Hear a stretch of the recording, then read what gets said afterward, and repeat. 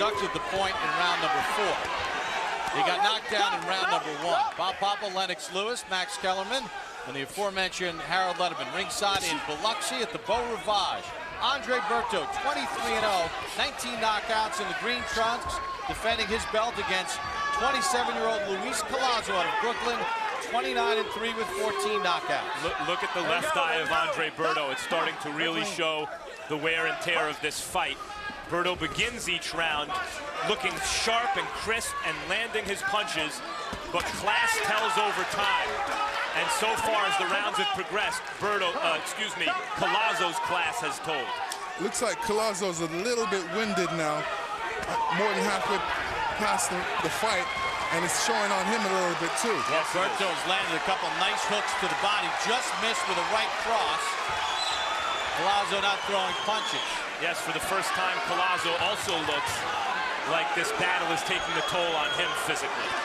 Collazo looks like he's setting him up, waiting for Berto to come in and commit himself before he comes out with either a left hand or a right hook. But shouldn't Berto just be double jabbing his way in? Collazo's going to stand there? Yeah, this is where Berto needs to be piling up the points, hit what he can see, knowing that Collazo's trying to catch him coming in, so he has to be smart about it and use that double jab, triple jab to get in.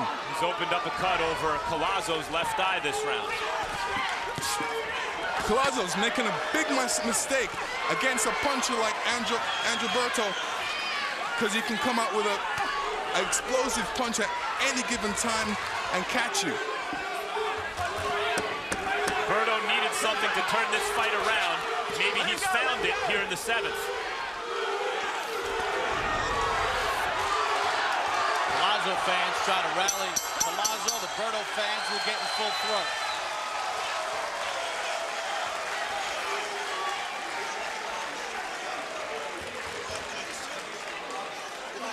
Okay, you're walking him down. You're walking him down, and you're not getting there first. Right? Step a little bit over to your left. You get there faster than him. Come on. You're following him around too much. Put that ice bag on his head. Right there. Put it right here. When you want to win, touch this dude and don't hold him no more. Yeah, he ain't taking shit from us. Box this motherfucker, put your hands up and get out of there. Circle around. You touch him and move him. You ain't gotta worry about nothing. You understand me? Come on, focus. Come on, baby. You work too hard for this. Come on. Come on. Keep moving them hands, baby. Come on.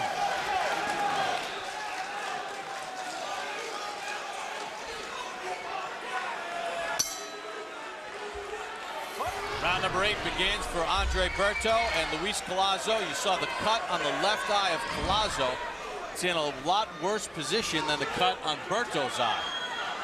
Collazo is at a crossroads, maybe in his career, maybe right here in this round, where a fight that he looked to be taking over increasingly suddenly shifted to Andre Berto. Collazo complaining about a kidney punch. Referee doesn't listen. Well, you know, in certain fighters usually get off to a quick start, but, you know, halfway through a fight, they kind of slow right down.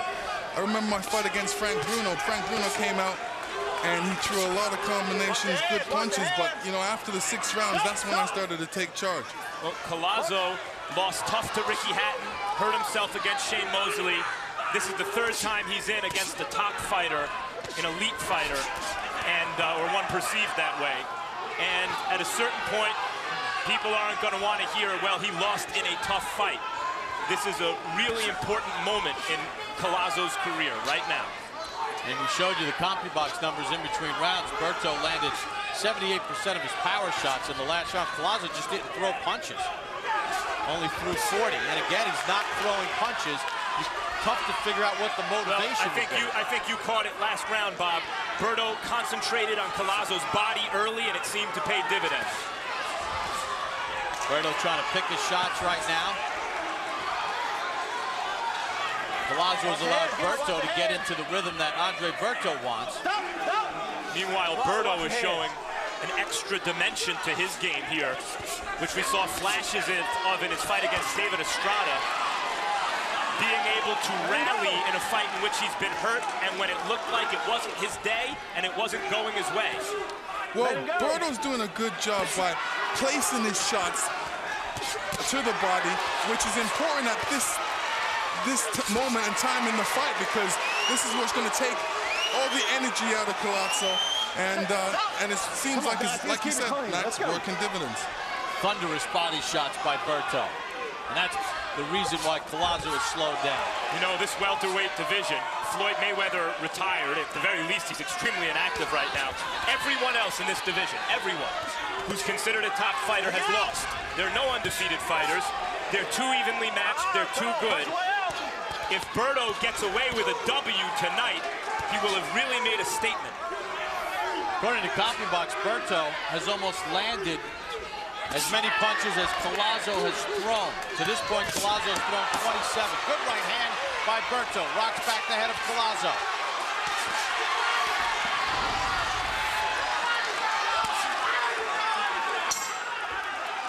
End of round 8. As Collazo run out of gas. Well, you know, he could have been resting. Come on. Get that energy. Let them get back in the fight now. Let's get it, yeah. That's it. Digging deep, man. Digging deep, champ. Come on. You got it in you.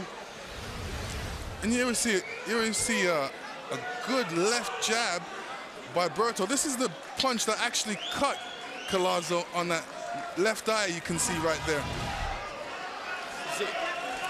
You got to get busier. You got to get busier. Come on.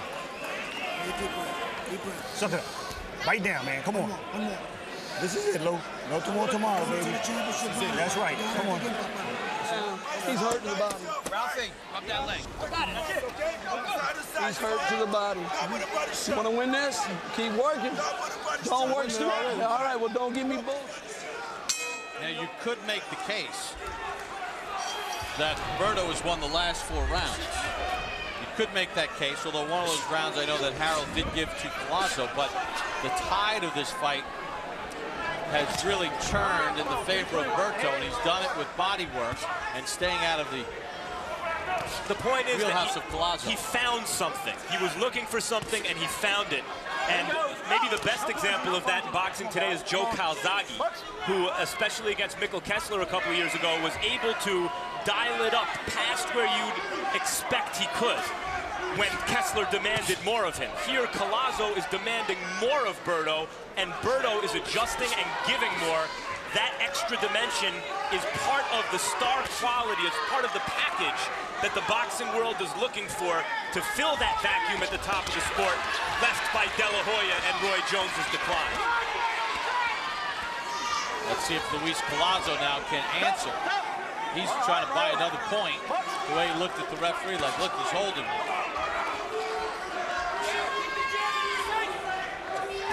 You know, you have to use every advantage you can. If a man's holding you, and Collazo realizes that Andre's hurting him and holding him, and he's going in there, and he's actually begging Andre to hold him again. He wants Andre to hold him, so the referee is on his case. Those 2 left hands that Collazo landed, by far his most effective punches in a couple of rounds. Well, he's had enough time to rest and wait for those 2 punches to come.